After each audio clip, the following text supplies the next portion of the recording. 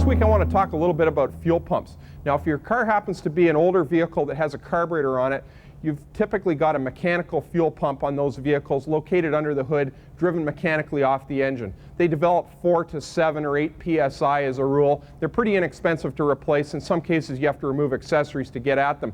But if you've got a newer car, which is just about anything built since the mid-'80s that has fuel injection, you're going to have an electric fuel pump. 95% of those are located inside the fuel tank.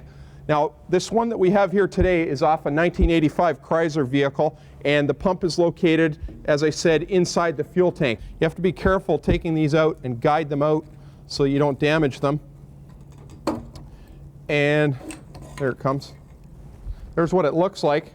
This is what we call the pump and sending unit assembly. Starting out at the bottom here with the strainer. This pre-filters the gas that's going to enter the fuel pump. That's the actual electric fuel pump right there. There's the 2 electrical terminals, the power wire and ground wire, and it's secured on there, in this case with a little hose clamp. Over here you can see the float for the fuel tank sending unit. This is what drives the gauge on the dash of your car. There's a little rheostat in here. This float goes up and down with the fuel level to make that gauge read properly on the dash. You can see the output line with the hose clamp securing it here, and a couple of return lines back into the tank here.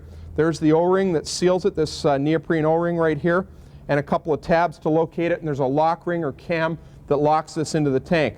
There's the output hose and the return hose, and you can see the wiring plug over here and the pump wire located right here. And don't expect to get a whole lot of warning when your fuel pump starts to fail. In some cases you may get stumbling or stalling in hot weather in extreme cases, or you may, if you're real lucky, have a severe performance problem where you can drive the car into the shop but it won't maintain road speed properly. It just doesn't have the power and stumbles and surges. But by and large, the typical fuel pump failure in this type of pump assembly is a complete failure where you have to get the vehicle towed in. So if that's the case, call the tow truck. Till next week, I'm Bill Gardner for Motoring 96.